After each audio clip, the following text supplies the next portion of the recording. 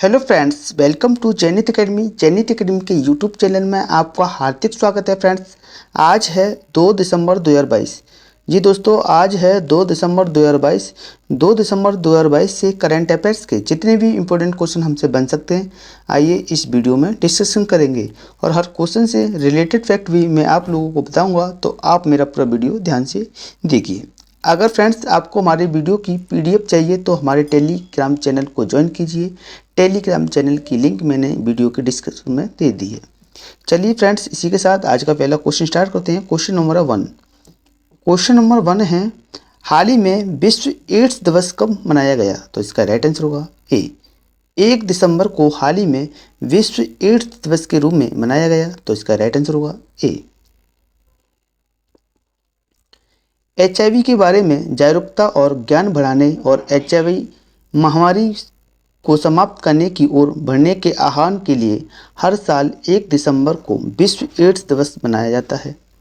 यह पहली बार 1988 में मनाया गया था। HIV एड्स पर संयुक्त राष्ट्र कार्यक्रम, संक्षिप्त रूप से UN एड्स 1996 में अस्तित्व में आया था। विश्व एड्स दिवस 2022 की थीम है रॉक द रिवन। क्या है फ्रेंड्स? Rock the रिवन। इसी के साथ अगला क्वेश्चन है क्वेश्चन नंबर 2। क्वेश्चन नंबर 2 है, हाल ही में Asia Pacific broadcasting union assembly का उद्घाटन किसके द्वारा किया गया? तो इसका राइट आंसर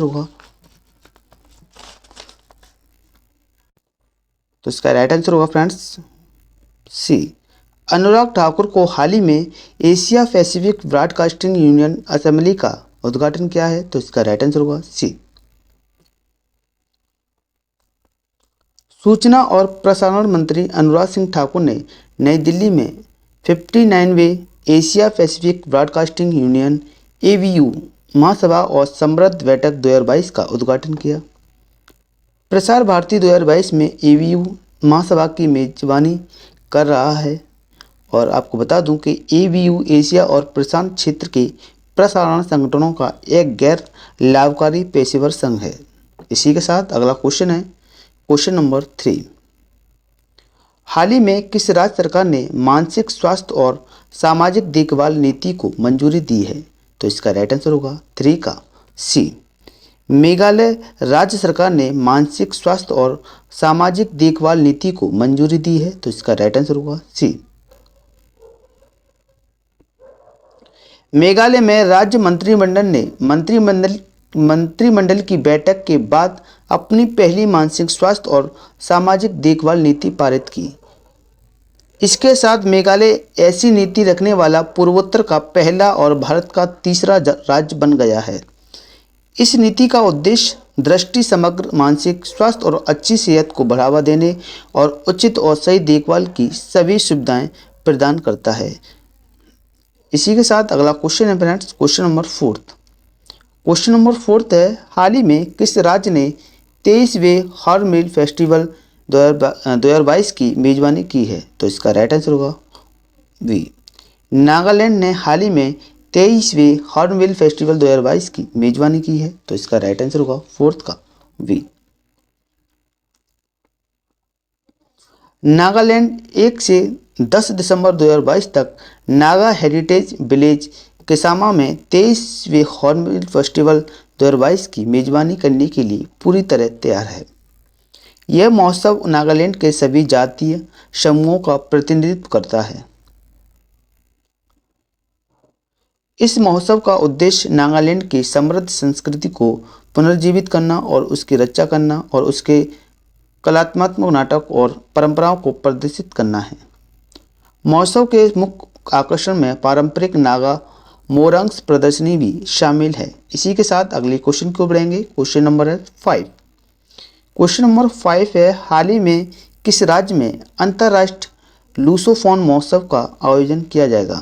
तो इसका राइट आंसर होगा 5 का ए, गोवा राज्य में हाल ही में अंतर्राष्ट्रीय लूसोफोन महोत्सव का आयोजन किया जाएगा। तो इसका राइट आंसर होगा ए।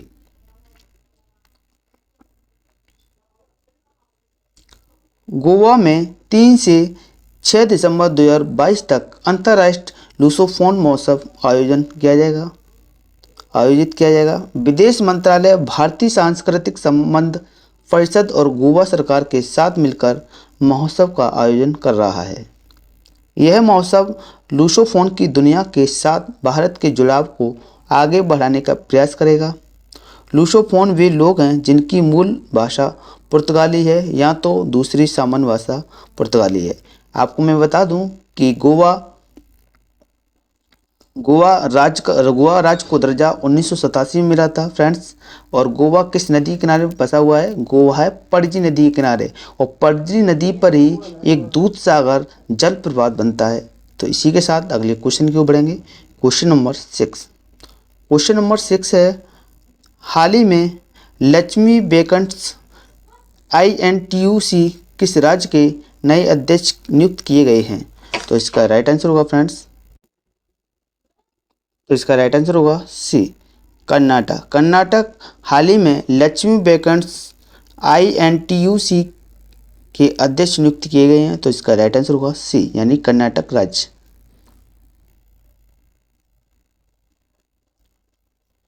भारतीय राष्ट्रीय ट्रेड यूनियन कांग्रेस INTUC की कर्नाटक शाखा ने डी लक्ष्मी वेंकटेश को अपना अध्यक्ष नियुक्त किया है, क्योंकि वर्तमान अध्यक्ष SS प्रकाशम का निधन हो गया है।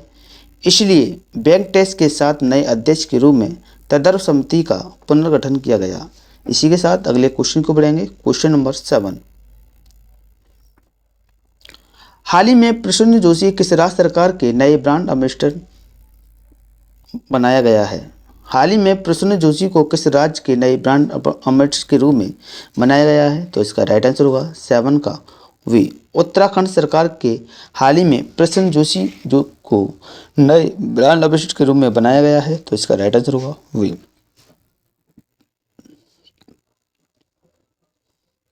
प्रसून जोशी को उत्तराखंड सरकार ने नवंबर 2022 में राज्य का ब्रांड एम्बेसडर नियुक्त किया गया है।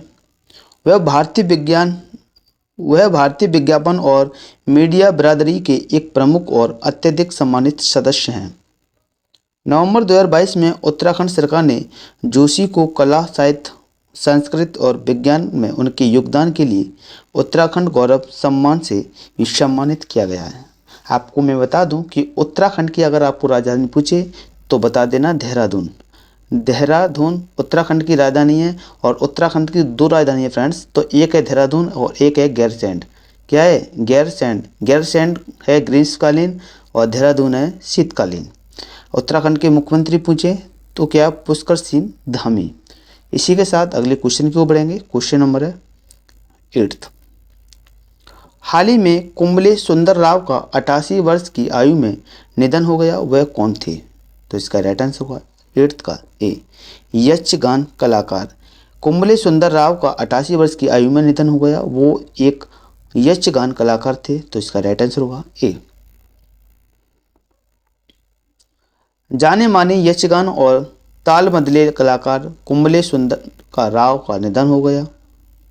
वह 1994 से 1999 तक सुरतकल, वर्तमान मंगलौर शहर, उत्तर निर्वाचन क्षेत्र के लिए कार्य करने वाले यक्षगान की थेनुकुथिट्टू शैली के प्रतिपादक थे। एक कलाकार के रूप में उन्होंने सुरतकल के धर्मस्थल यक्षगान मेले में कार्य किया था। उन्होंने कर्नाटक राज्य यक्षगान अकादमी के अध्यक्ष के रूप में भी कार्य किया था। आपको बता दूं यक्षगान कर्नाटक का नृत्य है। इसी के साथ अगले क्वेश्चन को बढ़ेंगे। क्वेश्चन नंबर 9, हाल ही में जियांग जेमनी का 96 साल की उम्र में निधन हो गया, वह किस देश के पूर्व राष्ट्रपति थे?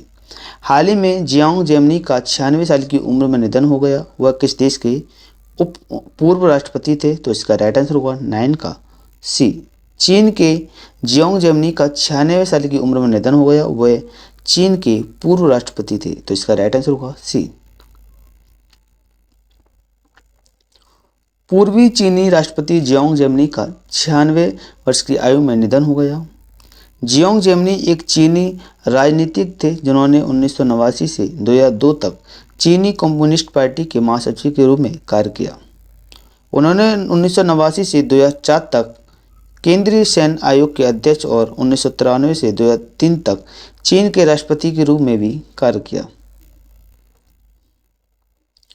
तियानमेन चौक विरोध प्रदर्शन के बाद उन्हें राष्ट्रपति नियुक्त किया गया था। इसी के साथ अगला क्वेश्चन है क्वेश्चन नंबर 10। हाल ही में 1 से 7 दिसंबर तक G20 लोगों के साथ कितने प्रतिष्ठित स्मारक जगमग होंगे? तो इसका राइट आंसर होगा 10 का ए 100 प्रतिष्ठित स्मारक जगमग होंगे। वो 1 से लेकर 7 दिसंबर तक G20 लोगों के साथ प्रतिष्ठित 100 स्मारक जगमग होंगे। तो इसका राइट आंसर होगा ए। भारत सरकार ने G20 समूह की भारत की अध्यक्षता के पहले दिन को चिन्हित करने के लिए 1 दिसंबर 2022 को G20 लोगों के साथ देश में 100 स्मारकों को जगमग करने का निर्णय लिया है। इन 100 स्थलों में हुमायूं का मकबरा और पुराना किला, आगरा का किला, गुजरात का मोढेरा और सूर्य मंदिर, उड़ीसा का सूर्य मंदिर आदि शामिल हैं। भारत 1 दिसंबर 2022 से 30 नवंबर 2023 तक G20 की अध्यक्षता करेगा। इसी के साथ अगला क्वेश्चन है क्वेश्चन नंबर 12। हाल ही में जारी नाइट फ्रैंक द्वारा ग्लोबल प्राइम सिटीज इंडेक्स में मुंबई किस स्थान पर रहा? तो इसका राइट आंसर होगा 11 का सी 22 में स्थान, यानी कि जारी नाइट फ्रैंक द्वारा global prime cities index Mumbai 22 में स्थान पर रहा। तो इसका राइट आंसर होगा सी। नवंबर 2022 में जारी नाइट फ्रैंक की रिपोर्ट के अनुसार मुंबई को prime global cities index Q3 जुलाई सितंबर 2022 में 22वें स्थान पर रखा गया। 3 भारतीय शहर मुंबई, बेंगलुरु और नई दिल्ली ने 2022 की तीसरी तिमाही में औसत वार्षिक कीमतों में वृद्धि दर्ज की। दुबई ने 2022 में प्राइम कीमतों में सबसे तेज वृद्धि की और वेलिंगटन सबसे कमज़ोर प्रदर्शन करने वाला बाजार था। इसी के साथ अगला क्वेश्चन है क्वेश्चन नंबर 12। हाल ही में हिमालयी याक को खाद्य पशु के रूप में मान्यता किसके द्वारा दी गई? तो इसका राइट आंसर होगा सी फसाई के द्वारा हाल ही में हिमालयी याक को खाद्य पशु के रूप में मान्यता प्रदान की गई। तो इसका राइट आंसर होगा सी। भारतीय खाद्य सुरक्षा और मानक प्राधिकरण फसाई ने हिमालयी याक को खाद्य पशु के रूप में मान्यता दे दी है। खाद्य पशु वे हैं जिन्हें मनुष्यों द्वारा पाला जाता है और खाद्य उत्पादन या उपयोग के लिए उपयोग किया जाता है।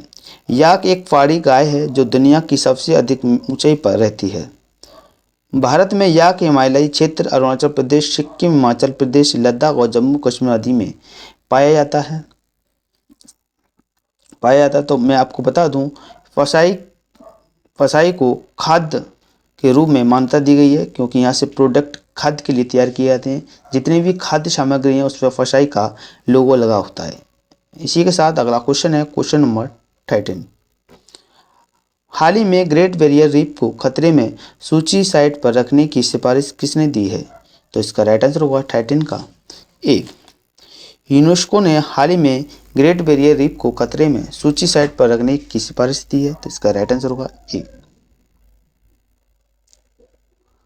संयुक्त राष्ट्र शैक्षिक, वैज्ञानिक और सांस्कृतिक संगठन यूनेस्को ने नवंबर 2022 में एक रिपोर्ट जारी की जिसमें ऑस्ट्रेलिया की ग्रेट बैरियर रीफ GBR को विश्व विरासत स्थलों के खतरे की सूची में रखने की सिफारिश की है। यह दुनिया का सबसे बड़ा कोरल रीफ इकोसिस्टम है। इसके पानी की अम्लता में 26% की वृद्धि हुई है। यूनेस्को ने 52 ऐसी साइटों को खतरे में वर्गीकृत किया है ताकि उन्हें बचाने के लिए कार्रवाई को प्रोत्साहित किया जा सके। आपको मैं बता दूं कि ग्रेट बैरियर रीफ यानी कि सबसे बड़ी प्रवाल भित्ति ऑस्ट्रेलिया में पाई जाती है। इसी के साथ अगला क्वेश्चन है क्वेश्चन नंबर 14। हाल ही में किसके आर्टेमिस 1 ओरियन कैप्सूल ने उड़ान का नया रिकॉर्ड बनाया है? तो इसका राइट आंसर होगा 14 का सी। नासा ने हाल ही में आर्टेमिस 1 ओरियन कैप्सूल ने उड़ान का नया रिकॉर्ड बनाया है। तो इसका राइट आंसर होगा सी।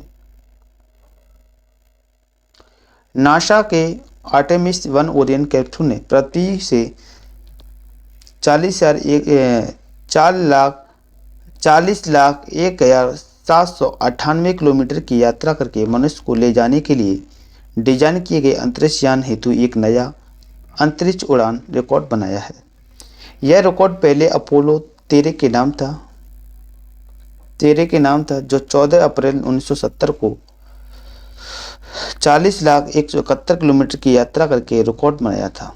ओरियन वर्गीय आर्टूरो कैंपोस के ऊपर नामित कमांडर मुनिकिन कैंपोस नाम का एक पुतला ले जा रहा है। इसी के साथ अगला क्वेश्चन है क्वेश्चन नंबर 15। हाल ही में विक्रम किर्लोस्कर का 64 साल की उम्र में निधन हो गया, वह कौन थे? तो इसका राइट आंसर होगा 15 का बी। टोयोटा किर्लोस्कर के 22 चेयरमैन थे जिनका हाल ही में 64 वर्ष की आयु में निधन हो गया, तो इसका राइट आंसर होगा वी। टोयोटा किर्लोस्कर मोटर के उपाध्यक्ष विक्रम एस किर्लोस्कर का निधन हो गया। उन्होंने 1990 के दशक के अंत में जापान की टोयोटा मोटर्स कॉर्प को भारत लाने में अहम भूमिका निभाई थी। उन्होंने Massachusetts institute of technology US में मैकेनिकल इंजीनियर की डिग्री ली थी। टोयोटा किर्लोस्कर मोटर जापानी ऑटो प्रमुख टोयोटा मोटर कंपनी और किर्लोस्कर समूह के बीच एक संयुक्त उद्यम है। चलिए फ्रेंड्स, पिछली वीडियो का रिवीजन फटाफट से देख लेते हैं। क्वेश्चन नंबर था 1, हाल ही में अंतर्राष्ट्रीय जगुआर दिवस कब मनाया गया? तो इसका राइट आंसर होगा 29 नवंबर को। क्वेश्चन नंबर 2, हाल ही में G20 की एक वर्ष की अध्यक्षता किस देश ने स्वीकार की? तो इसका राइट आंसर होगा भारत ने। क्वेश्चन नंबर 3, हाल ही में राष्ट्रीय खेल पुरस्कार 2022 किसके द्वारा प्रदान किए गए? तो इसका राइट आंसर होगा राष्ट्रपति के द्वारा। हाल ही में किस मार्केट प्लेस प्लेटफॉर्म कंपनी की सकल व्यापारिक मूल्य 1 लाख करोड़ रुपये पार कर ली है? तो इसका राइट आंसर होगा GEM प्लेटफॉर्म ने। क्वेश्चन नंबर 5, हाल ही में पूर्वोत्तर संयुक्ता को बढ़ावा देने के लिए कई उड़ानों का उद्घाटन किसके द्वारा किया गया? तो इसका राइट आंसर होगा सिंधी आगे। क्वेश्चन नंबर 6, हाल ही में भारत की मातृ मृत्यु अनुपात घटकर प्रति लाख जीवित जन्मों पर कितनी हो गई? तो इसका राइट आंसर होगा 97। क्वेश्चन नंबर 7, हाल ही में para sports person of year पुरस्कार से किसे सम्मानित किया गया? तो इसका राइट आंसर होगा अवनी लेखरा को। क्वेश्चन नंबर 8, हाल ही में भारत ने किस देश को वित्तीय सहायता प्रदान की? तो इसका राइट आंसर होगा मालदीव। क्वेश्चन नंबर 9, हाल ही में UPSC सदस्य के रूप में किसने पद और गोपनीयता की शपथ ग्रहण की? तो इसका राइट आंसर होगा प्रीति सूदन ने।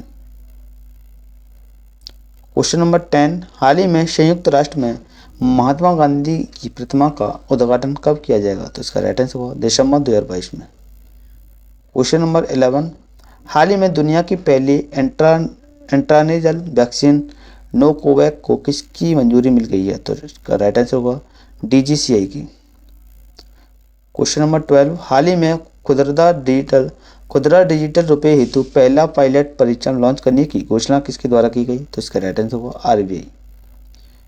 क्वेश्चन नंबर 13, हाल ही में इंडियन इम्यूनोलॉजिकल ने कौन सा वैक्सीन विकसित करने के लिए CIFP के साथ साझेदारी की? तो इसका राइट आंसर होगा फिश वैक्सीन। क्वेश्चन नंबर 14, हाल ही में विस्तारा एयरलाइंस का एयर इंडिया में विलय कब तक हो जाएगा? तो इसका राइट आंसर होगा मार्च 2024 तक।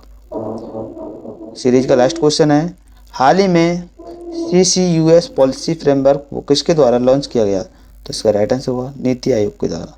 अगर आपको हमारी वीडियो पसंद आई हो तो वीडियो को लाइक करें, शेयर करें और हमारे यूट्यूब चैनल जनित अकेडमी को सब्सक्राइब कर दें और बेल आइकन को प्रेस कर दें। ऐसे ही करंट अफेयर्स की वीडियो आपको समय समय पर प्रोवाइड होती रहे। जय हिंद, जय भारत।